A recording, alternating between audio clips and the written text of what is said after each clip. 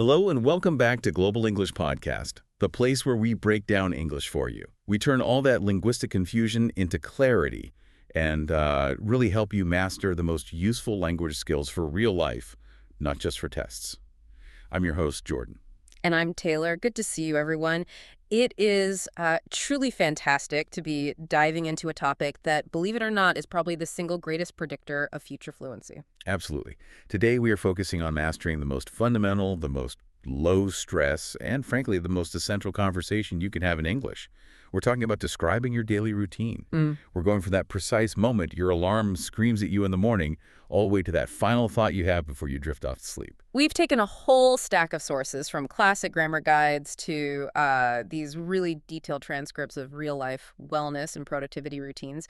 And our mission today is pretty ambitious. We're aiming for total automaticity. Automaticity. I like that. Yeah, we want to stop that slow, painful process where you're translating your day in your head sentence by sentence. And instead, we want to help you start speaking your routine naturally, automatically, and most importantly, accurately. And the reason this topic is so powerful, this is sort of the problem hook for today, is pretty obvious, isn't it? As one of our sources pointed out, your day is real. It happens to you every single day. Right. It's your life. Exactly. You don't need to know complex vocabulary about history or science or politics to talk about your life. You just need the simple, reliable language of habit. That's it. It's the ultimate low-stress linguistic environment. And our core goal here is to establish this topic, the daily routine, as your essential linguistic anchor. A linguistic anchor. What do you mean by that? Well, think of it this way. If you master the simple present tense for your routine today, you instantly unlock the ability to talk about the past and future. Oh, I see. You just describe yesterday's routine for the simple past, or you describe tomorrow's schedule for the simple future. It's the same core structure. It's the linguistic blueprint for your life. That's amazing. And we are going to build that foundation today with extreme precision. And to keep you hooked through this massive deep dive, later on, we're going to spend some serious time on the one grammatical structure that trips up almost everyone. Oh, yes. We call it the S rule, but we're going to dissect the 3 different ways that that tiny hat that the third-person verb must wear can actually sound. That pronunciation detail is such a key marker of B1 fluency, and we will not skip it. Also, speaking of mornings, we'll dive deep into whether you, the listener, are an early bird or maybe more of a night owl, and we'll teach you the high-value vocabulary to describe your personal energy levels. Perfect. But before we launch this deep dive and begin that granular dissection, we have a quick task for you. This is the part where we ask you, right now, to please subscribe to Global English Podcast and like this episode. It is mandatory. We really do appreciate it. We do. Okay, let's unpack this crucial foundation, the simple present tense. We need to go microscopic here. Okay, let's start at the absolute foundation, M1 concept dissection. We are talking about the simple present tense, or as I like to call it, the grammar of habit. The grammar of habit. That sounds very precise. But, practically speaking, for our listener who's just trying to talk about their everyday life, what are the main jobs of this tense? It covers 3 primary domains. First, and this is the most important one for our deep dive today, it's for repeated actions. So things you do regularly, consistently, habitually. For example, I brush my teeth every morning. Right, that's the routine part. Makes sense. What else? Second, it covers scheduled events. These are fixed things that happen on a timeline, kind of regardless of who is doing them. For instance, the bus leaves the station at 6 a.m. Ah, so it's not just my personal actions. It's for things in the world that are fixed and reliable. Exactly.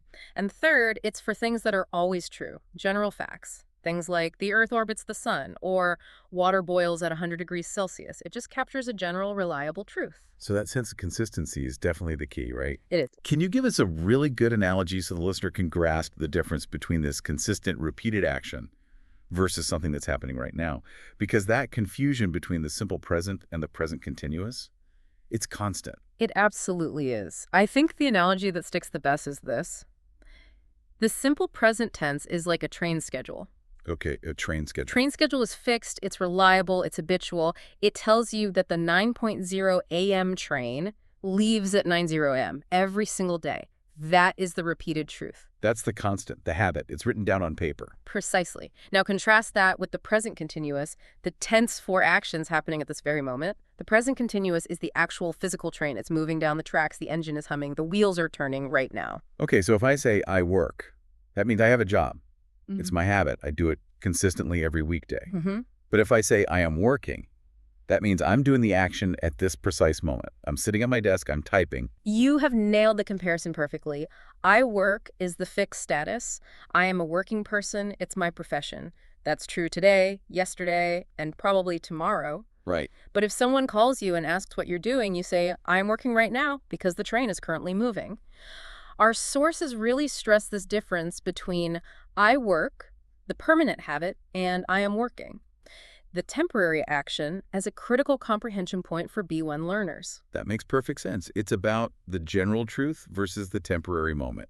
I'm going to remember that train schedule analogy. That needs to stick. Now let's move to the most critical, most often forgotten, and linguistically most complex rule in the simple present, the third person singular. The dreaded S. The dreaded S. When the subject is he, she, or it, we must add an S or EES to the verb. For example, she likes to sleep. Okay, so why is this S so easily forgotten by learners? You called it a cognitive burden. I want to explore that. Why is it so hard to remember? Well, when you're speaking quickly, your brain has a lot of jobs to do, right? It's identifying the subject-verb-object structure, it's recalling the vocabulary, and it's focusing on pronunciation, all at the same time. That little S at the end is just a tiny piece of grammar that doesn't really change the meaning of the verb. Right. He walks and he walks mean the same thing in terms of the action. Exactly. So the brain, which is focused on just getting the meaning across, kind of views it as optional, and so it often drops it in the heat of a real-time conversation. So it's a detail of accuracy rather than pure comprehension. And the pedagogical sources, they call failing to use it a fundamental accuracy error. They do, because it clearly marks the speaker as not having fully internalized the core structure of English. We need that tiny hat analogy to make it stick. The tiny hat. Tell me more. The S is like a tiny hat or a badge that the verb must wear. Think of the subject he, she, or it as an important person, a VIP. When the verb accompanies this VIP, it has to show respect by wearing the badge, the S. I love that. So I like coffee. But when we talk about Brandon, the VIP, in his own routine, we have to remember the hat. He finishes, his wife feeds. Exactly. Look at Brandon's routine from our sources. He finishes work around 6 p.m. The verb is finish, but because the subject is he, it wears the ACS badge finishes. Okay. Then his wife feeds their cats. His wife is a she, another VIP, so the verb feed must wear the ACS feeds. Okay, let's dive into the B1 level depth here, because it's not just about writing the S, it's about saying the S. You mentioned 3 different pronunciations of that tiny hat. Can we spend some time on this? This is crucial for sounding fluent. Absolutely. This is so important. The S badge actually has 3 distinct sounds, and the difference depends on the sound of the letter right before it. Okay, give us the first one. Sound 1 is S, the sharp sound, like a snake. S. This is used when the verb ends in a voiceless consonant sound. A voiceless sound. It's a sound where your vocal cords do not vibrate, like P, T, K, F, just air. Okay. For example, the verb walk ends in K, so she walks sounds like oaks, another one. Stop ends in P. So he stops sounds like steps. Sharp sound. Got it. Sharp consonant, sharp S. What's the second sound? Sound 2 is Z, the buzzing sound, like a bee. Zzz. This one is much more common. It's used when the verb ends in a vowel sound, like in see or go, or a voiced consonant sound. And a voice sound is where your vocal cords do vibrate. Yes. Put your hand on your throat. Sounds like B, D, G, L, M, N, R. You'll feel a vibration. Okay. So, for example, drive ends in a vowel sound. He drives sounds like dravs. The verb read ends in D. She reads sounds like rizzes. Live ends in V. It lives sounds like lives. It's a soft buzz. Wait a minute. So when I say he works, that's an S sound, but when I say he lives, it's a Z sound. I've never consciously thought about that difference, but I realize I do pronounce them differently. That's the beauty of deep practice. Native speakers do it automatically. But when learners try to force an S sound onto every verb, it can sound a little unnatural. That Z sound is crucial for smooth, fluent speech. Mind blown. Okay, what about the third sound? The one where we add a whole syllable? Sound 3 is S, the sizzling sound. Think of bacon in a pan. This is the easiest one to spot and maybe the most important for clarity. We use this when the verb already ends in a sound that sizzles. Like what? Like S, Z, resh, DJ. If we just try to add an S or Z to those, it would be impossible to hear. So we have to add an extra syllable, S. Can you give some examples? Of course. The verb watch ends in tase. So she watches. It sounds like a rotates. 2 syllable. Right. The verb finish ends in so. He finishes. Sounds like Cass again, 2 syllables. Finish is. Wow, that is an amazing level of detail. Knowing that the S badge has 3 sounds, sharp S, buzzing Z, and sizzling S, that really is the definition of moving from A1 recognition to B1 automaticity. We'll come back to this in the pop quiz for sure. Now let's flip that structure and make these habits negative. Okay. Here, we introduce our powerful auxiliary verbs, do not or don't, and does not or doesn't. This is where we bring in the grammar police. Yeah. Suddenly we have 2 verbs in the sentence, and the learner has to know which one is the boss. Precisely. And this is the crucial comparison point. When do or does is in the sentence, the main verb must go back to its base form. It loses the S hat. It drops the tense burden. Right. And the common mistake we hear is something like, he doesn't drive. All the time. The learner is desperate to keep that third person S in there, but it's redundant. It's not needed. Why not? Why is it redundant? It's redundant because the auxiliary verb does is already carrying that third person identity. Think about it. Does is just the verb do wearing the S hat. So we need to clarify this transfer of responsibility. I call dodos the grammar police. The grammar police. Okay. They are the officers arriving on the scene to handle the negative or the question. They are responsible for carrying the full tense burden and identifying the subject. And because the grammar police are there, handling the structure, the main verb is free of responsibility. It can just relax. It goes back to its simple base form. Okay, so the main verb gets a break. It's safe. The grammar police says he does not drive. Not drives. Drive. Exactly. And the distinction is very clean. For I, you, we, they, we use do not, or the contraction don't. I don't drive. And for our tricky third-person singular subjects, he, she, it, we use does not, or the contraction doesn't. She doesn't eat meat. It doesn't rain here. But wait a second. If Dudos acts as the police, why does the most famous English verb of all, the verb to be, refuse the police's help? Is it because to be is just, I don't know, stronger or fundamentally different? That's a fantastic probe, and you've hit on the answer. The reason to be doesn't use the grammar police is precisely because it is fundamentally different. To be doesn't describe an action. It describes a state of being. It is an incredibly powerful, self-sufficient verb. It handles its own negation and its own questions internally. It doesn't need a partner. So it's the exception that proves the rule for all the other action verbs. Perfectly said. Okay, that distinction is really helpful. So when we're forming questions for standard action verbs, we follow the grammar police rule. Correct. Questions in the simple present follow a very consistent pattern. You just put the auxiliary verb, do or does, right at the start of the sentence before the subject. This is called inversion. For instance, does he drive or do they drive? Yes. The structure is clean, auxiliary plus subject plus base verb. And what about our exception, the verb to be? How does it form a question if it ignores the auxiliary verb? It does its own simple inversion. Am, is, or are just moves to the front of the sentence. So instead of you are here, it becomes are you here? Instead of he is tired, it becomes is he tired? You just switch the subject and the verb to be. This contrast is so essential. We use dodos for actions, but we use iskar for states and descriptions.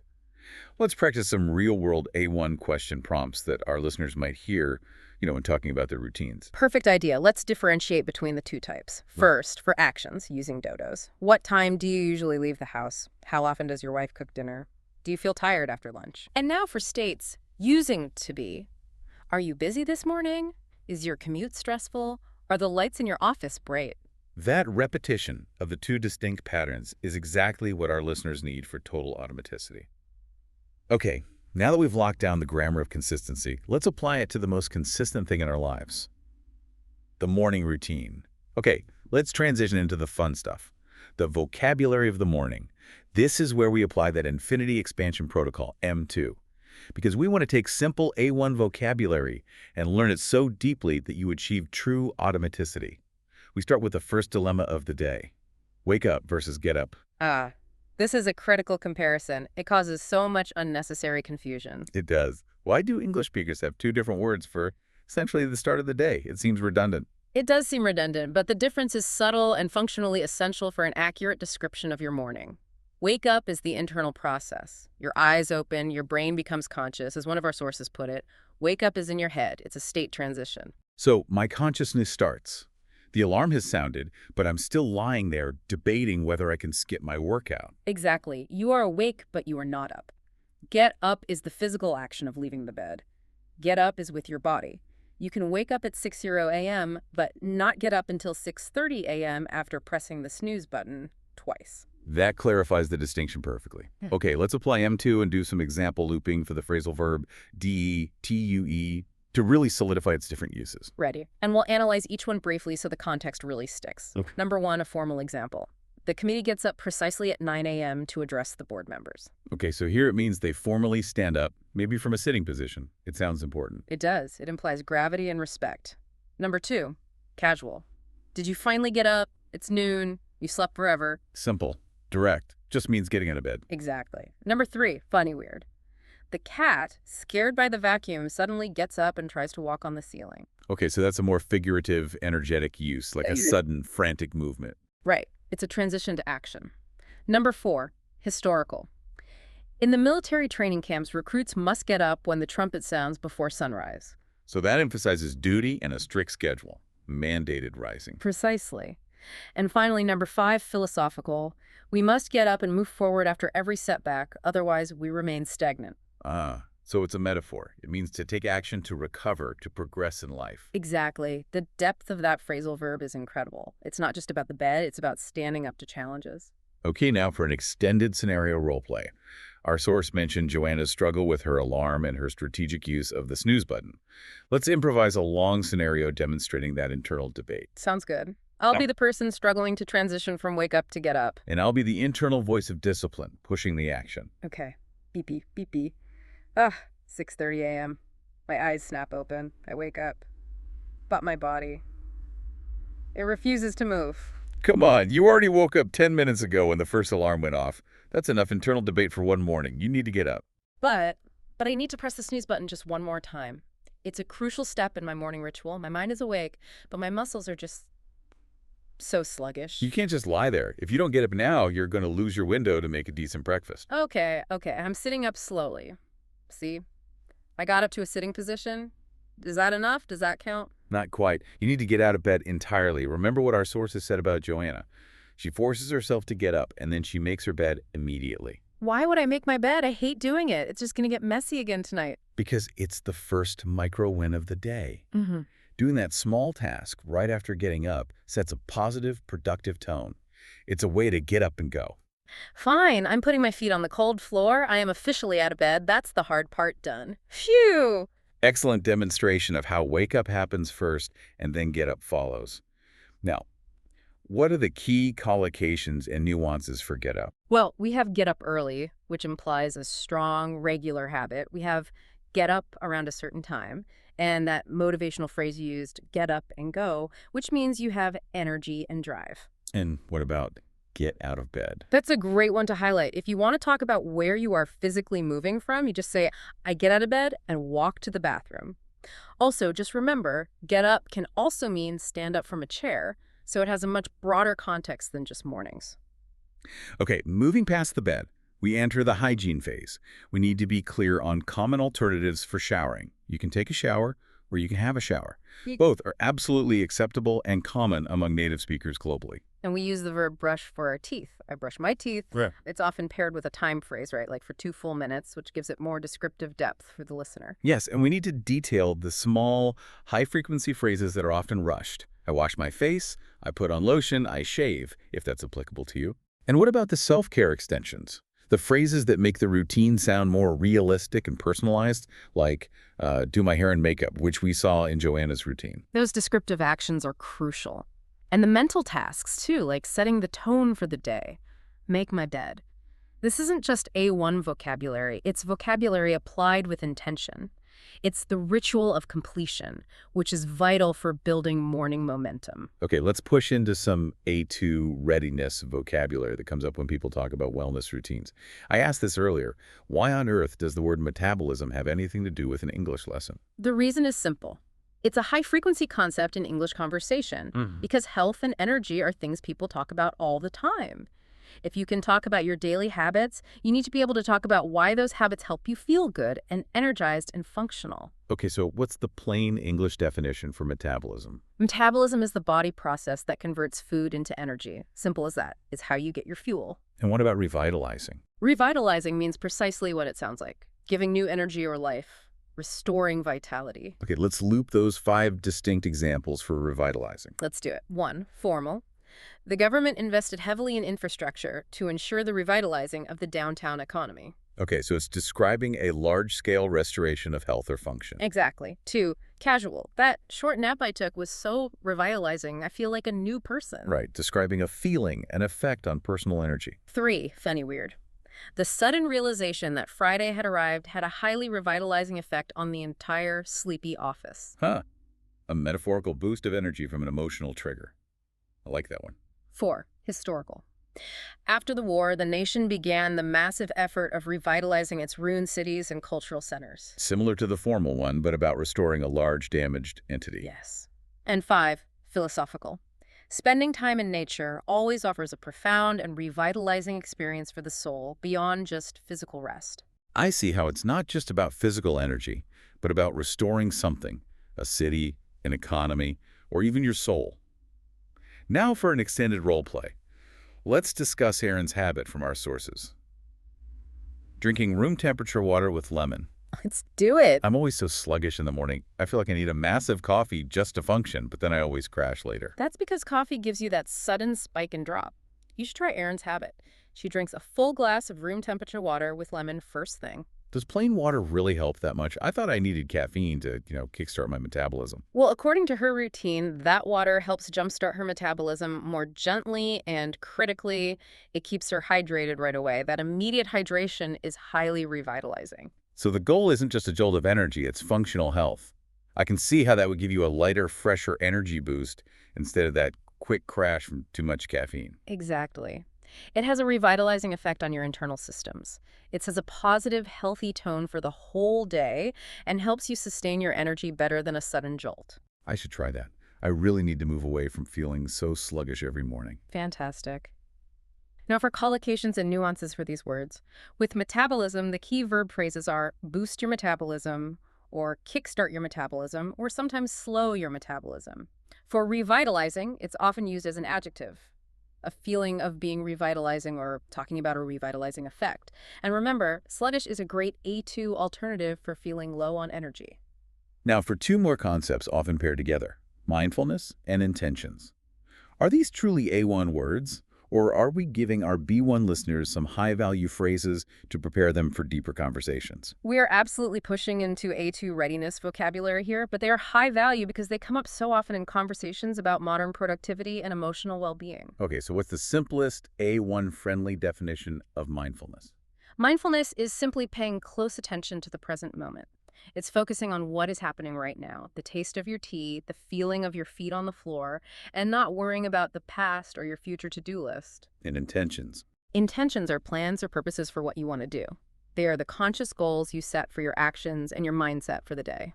Can you detail Evan's routine from the sources, showing how these 2 words work together? Sure. Evan practices a 10-minute meditation session in the morning. The action of focusing solely on his breathing, that is the core act of mindfulness.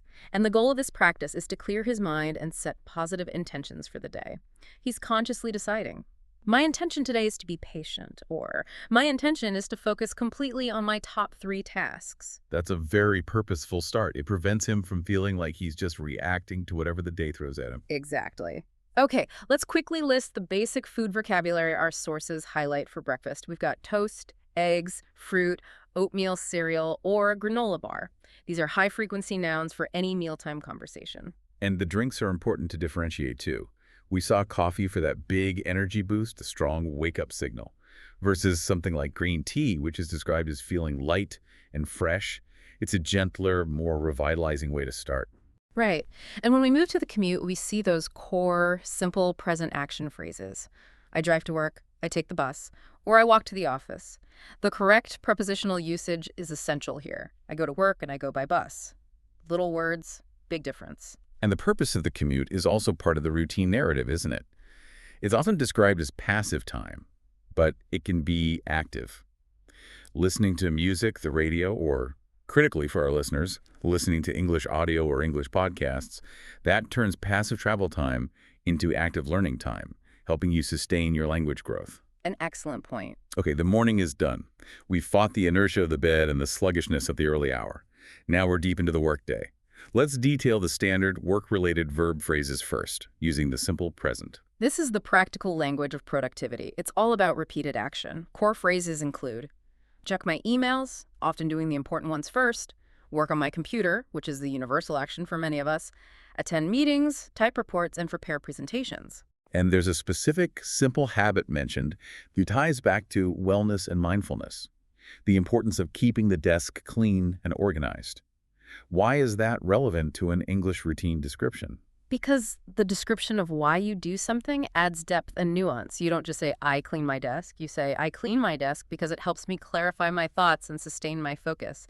Adding that explanatory clause, that because clause, elevates the communication from a simple A1 list to a B1 descriptive narrative. Now, let's talk about the inevitable, the slump, the afternoon crash. How is hitting a slump different from just being sleepy? I think learners often confuse this with just being tired. That's a key clarification. Sleepy is just a general tiredness. A slump implies a temporary drop in motivation or performance that happens at a specific, predictable time. Usually mid-afternoon after lunch, the post-meal crash. Exactly. It's an inability to sustain the productivity level you had in the morning. Okay, so what's the clinical plain English definition for slump?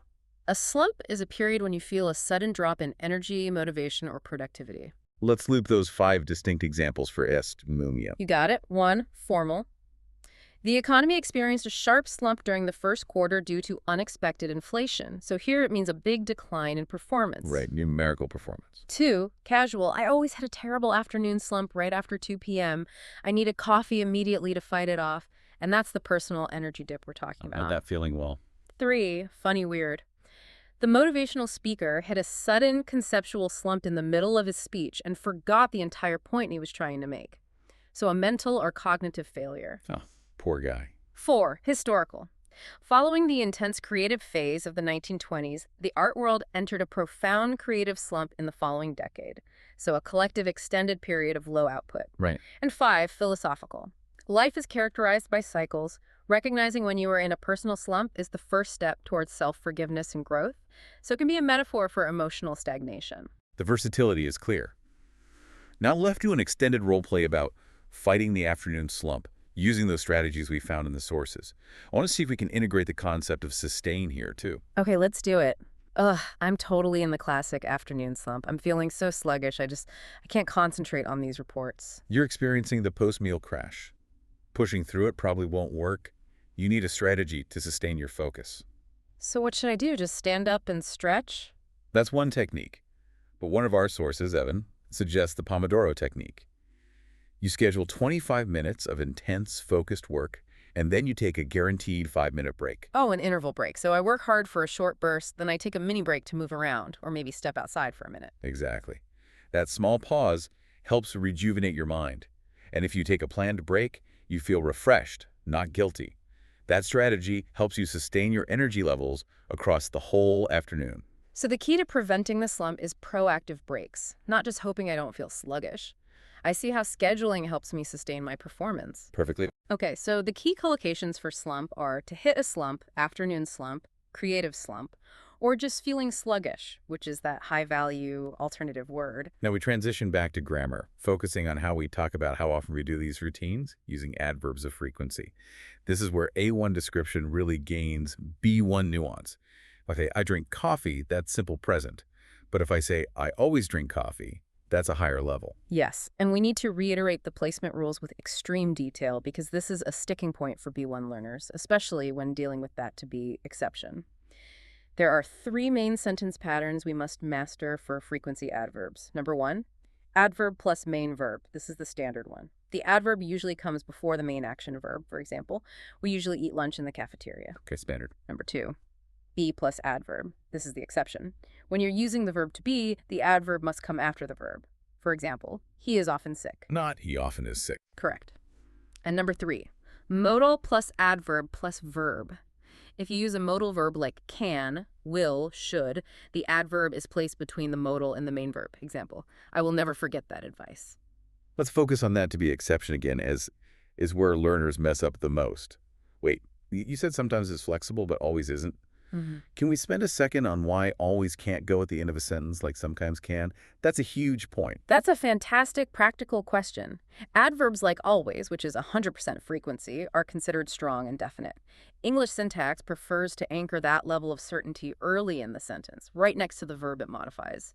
If you put always at the end, it just sounds awkward and incomplete, like Judy is late to work always. It's just clunky. The correct structure, again, is Judy is always late to work. Yeah. The verb to be holds the position of honor and always follows right after. Exactly.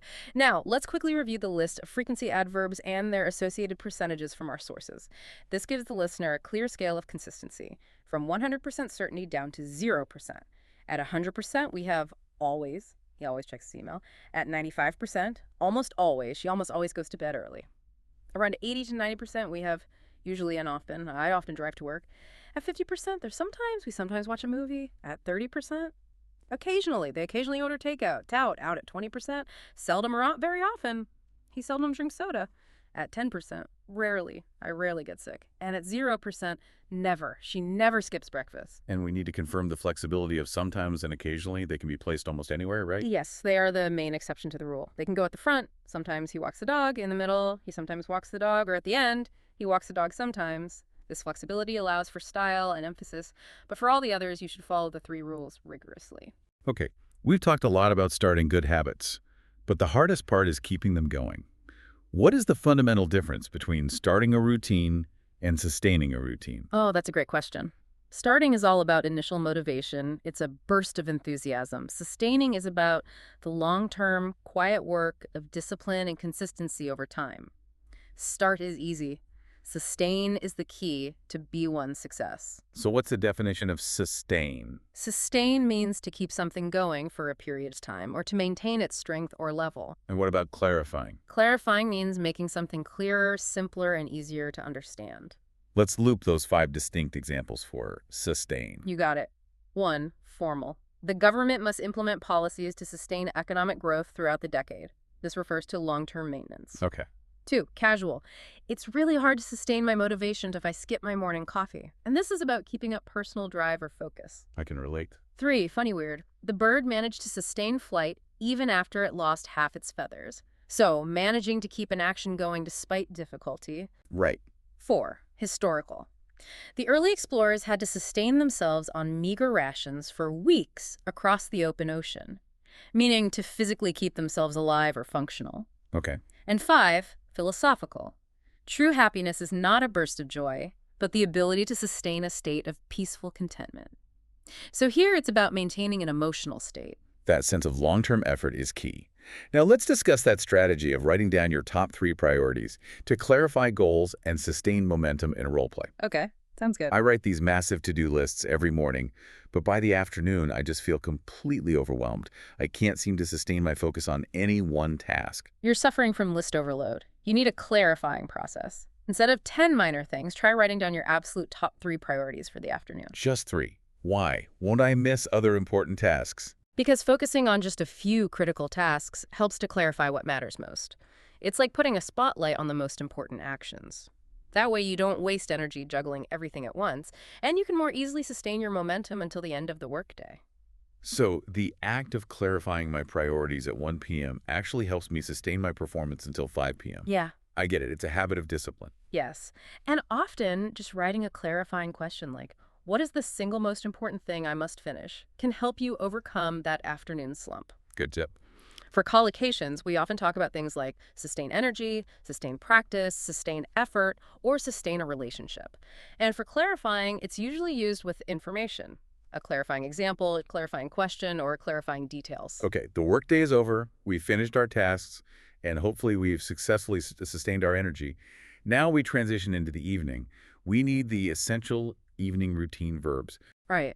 We start with returning and resting, get home, change my clothes, sit down for a few minutes to rest. Then, leisure activities. Watch the news, listen to music. And the essential home actions. Cook dinner or maybe order food if we are too tired.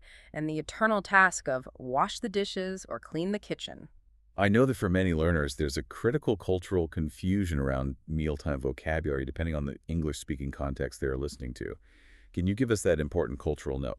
Yes, this is vital for comprehension, especially when you're reading sources from different countries. We saw this in one of our sources. The difference between lunch and dinner can vary regionally. In the UK context, for example, lunch is often a smaller midday meal around noon. Dinner is the largest meal eaten in the evening, say 6 p.m. or later. So if an American says, I eat a huge lunch, but a UK speaker says, I eat a huge dinner, they might be describing the same reality, just using different key vocabulary. Precisely. And if someone invites you to supper in the UK, it might mean a small, light meal before bed, which is distinct from the main dinner. Understanding that dinner usually refers to the main evening meal prevents comprehension breakdown and helps you understand how people structure their day in different English-speaking contexts. Okay, now for the relaxation phase. We are talking about two very popular phrasal verbs for the evening, unplug and wind down. When we say unplug, I know it's metaphorical, but what is its specific focus? Unplug is specifically about breaking from devices or the internet disconnecting from the digital world. It's a powerful metaphor for emotional detachment from work or online stress. And wind down. Wind down means relaxing after being active or busy, gradually decreasing your activity until you are calm. It's the essential transition period before you go to sleep. Let's loop those five distinct examples for Ian Pliog. You got it. 1. Formal. The retreat center encourages guests to completely unplug from all forms of electronic communication. That's a formal rule of digital detox. 2. Casual. I need to unplug this weekend. I'm going camping where there is absolutely no signal. A simple personal choice for relaxation. Okay. 3. Funny weird. The teenager finally decided to literally unplug his ancient gaming console after his mother threatened to take it away. Here we're mixing the figurative meaning with the literal action. Ah, 4. Historical. The old factory worker, after a long shift, would literally unplug the heavy machinery before going home. And this is the purely literal historical usage. okay. And 5. Philosophical. To truly find peace, sometimes you must unplug from the expectations of others and focus on your inner self. And that's the metaphorical use for emotional and social detachment. Fantastic. Let's do an extended role play about the night routine where we use both unplug and wind down and integrate those physical actions like dimming the lights. Sounds good. Let's do it. It's 9 p.m. and my brain is still racing with emails I read an hour ago. I feel completely unable to wind down. You need a stricter boundary. At 8:30 p.m., you must consciously start your unplugging ritual. Put your phone in another room to charge. That's tough. I need to check the news. No, that prevents your brain from recognizing that it's time to rest. You need to dim the lights in your living space. This is a deliberate signal to your brain that it's time to stop production and begin to wind down. So the process of dimming the lights, reading a physical book, and putting away most electronics, is that how you effectively wind down the evening? Precisely. You are signaling psychological and physiological closure. You need that moment to relax and recharge. If you watch screens until 10 p.m., you can't properly wind down and your sleep will suffer. I understand. Conscious unplugging is the first step toward a successful wind down period. Exactly. So for key collocations, we have unplug from work, unplug and recharge. That's a highly common phrase. Or just unplugging as a continuous action. For wind down, we often use it like wind down the evening or wind down before bed. As we get ready for bed, the specific actions become rituals. We hear about the repetition. Brushing teeth again, taking a warm shower or bath, which helps you relax, changing into pajamas, setting the alarm clock, and reading a book or listening to calming music. And you mentioned the word cozy. That's a great descriptive word for this phase. It's warm, comfortable, and relaxing. Exactly. Cozy is a high-value adjective that captures the atmosphere we try to create when we are winding down and preparing for sleep. Let's look at two more high-value words for the final part of the day. Ritual and reflection. What separates a mere habit from a ritual? I think learners often use them interchangeably. A habit is automatic. You do it without thinking, like automatically buckling your seatbelt when you get in a car. A ritual is a habit to which you add intention and care. You consciously dedicate time and attention to it, and that often makes it feel more meaningful. So what are the definitions? A ritual is a regular activity or series of actions done with meaning, care, or as a conscious practice. And reflection is careful and serious thought about your feelings, experiences, or actions. Let's loop those five distinct examples for ritual. Let's do it. 1. Formal. The ancient tribal ritual included a dance performed during the full moon. This is the traditional ceremony usage. 2. Casual. My coffee preparation in the morning is a sacred ritual that cannot be rushed. A personal, deeply intentional habit. I feel that. 3, funny weird. The basketball player always performs a weird little jumping ritual before shooting a free throw. A superstition or a personal, unusual sequence of actions. Right. 4, historical. The reading of the sacred texts formed a key ritual in medieval monastic life. This emphasizes regularity and religious significance. Okay. And 5, philosophical. Creating daily rituals grounds us and provides structural meaning to an otherwise chaotic existence. This links intention to structure and stability. Now for the extended role play. Let's detail the host's personal rituals we found. The fluffing of the pillow, the gratitude list, and the preparation for the morning. Sounds good. My favorite nightly ritual is getting into bed. And I have this silly habit. I fluff my pillow 3 times before I lie down. It just signals to my brain, we are officially done for the day. That's a great cognitive signal. I prefer a moment of quiet reflection. Before I turn out the light, I write a short gratitude list. Oh, that's a beautiful ritual. That kind of positive reflection must help clear your mind of any worries or negative thoughts that might stop you from sleeping. It does. I also quickly set up my clothes for the morning. It's a mini ritual of preparation. By taking care of these little tasks now, you eliminate morning chaos and ensure a peaceful transition into sleep. These intentional rituals are so essential. They help the brain transition from the chaos of the day into the calm needed for sleep. They are the final act of mindfulness. So for collocations, we'd say things like calming ritual, morning ritual, or nightly ritual. And for reflection, we use daily reflection, self-reflection, or personal reflection. Exactly. Now, our sources suggested a philosophical conclusion to the routine, focusing on forgiveness and letting go. This is some high-level emotional context. What does the source mean by saying the night routine is about forgiveness and letting go? It means accepting that the day wasn't perfect and mentally releasing the stress, mistakes, or anger you've accumulated. The night routine isn't just about physical rest, it's about emotional closure. So what's the plain English definition of the idiom let go? Let go means to stop holding on to stress, mistakes, control, or negative feelings.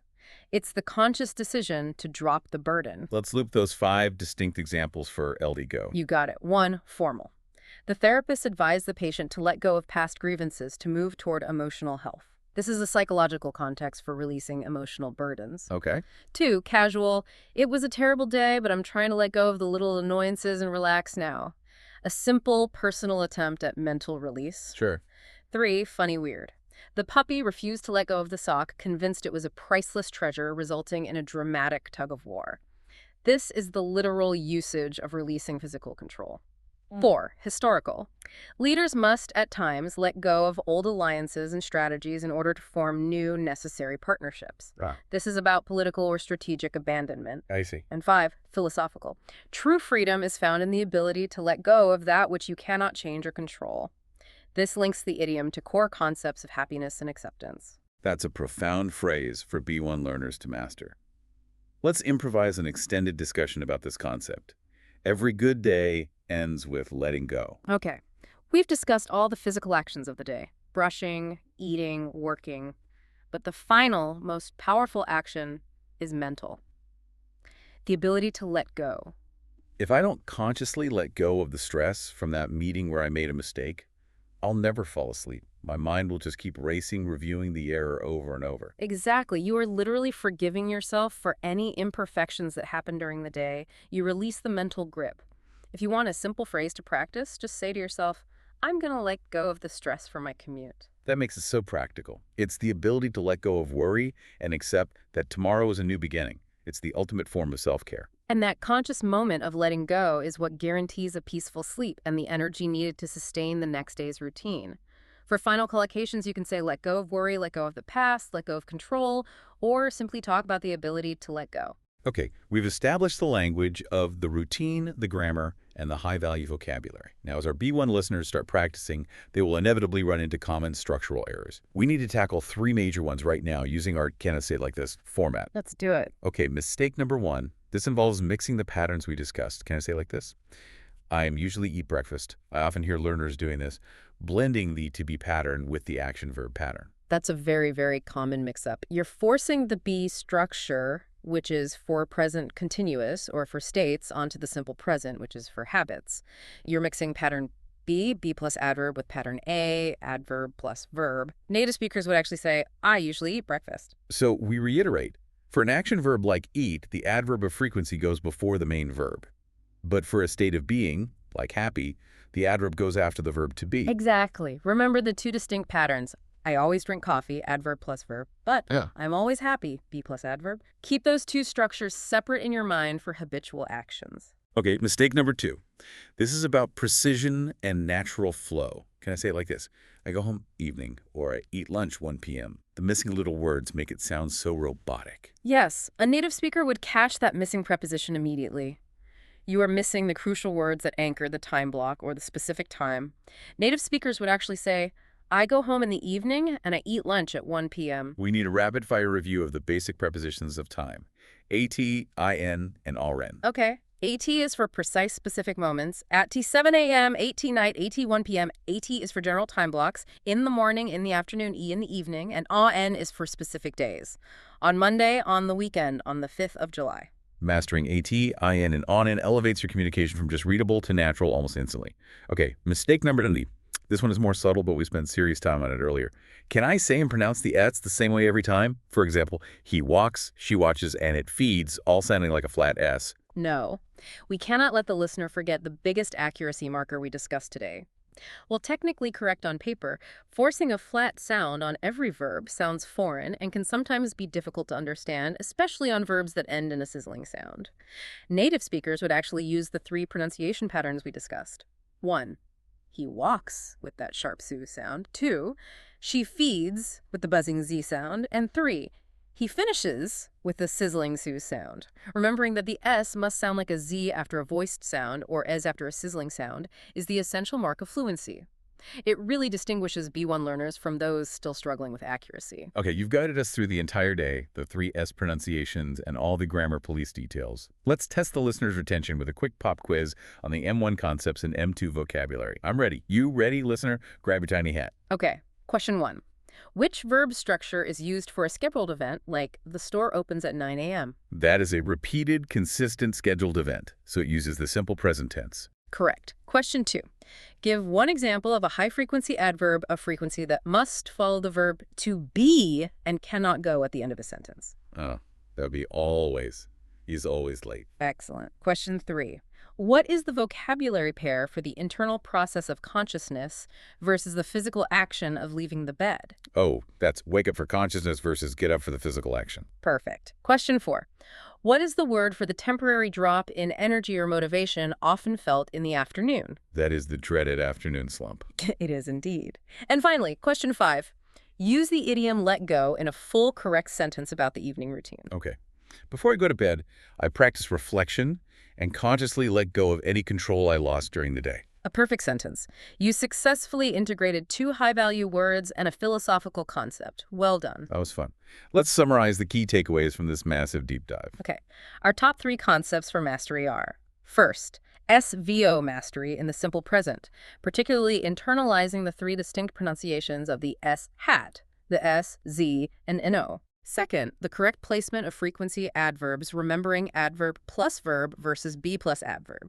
And third, the importance of defining your habits with intention and care, which is the difference between a habit and a ritual. And our top 5 high-value words for B1 progression are wake up, get up, and knowing the difference, slump, unplug, ritual, and that philosophical idiom, let go. By committing those 5 words and the core grammar, you're instantly moving beyond basic A1 listing into fluent A2B1 conversation. Now for our micro challenge for you, the listener, we want you to use one of the action verbs we learned today, like check my emails, wash my face, or cook dinner. Put it in a full correct sentence about your day and make sure you use the correct preposition of time, AT, IN, or on N. Then go stand in front of a mirror and say that sentence out loud, focusing on clear pronunciation. This is the mirror practice strategy. It turns passive knowledge into active production. Do it daily, and you will see rapid improvement in your automaticity. That's all the time we have for this deep dive into maximizing fluency through your daily routine. Thank you for staying with us and doing the work. We hope you feel far more confident using the simple present tense now. Don't forget to like and subscribe to Global English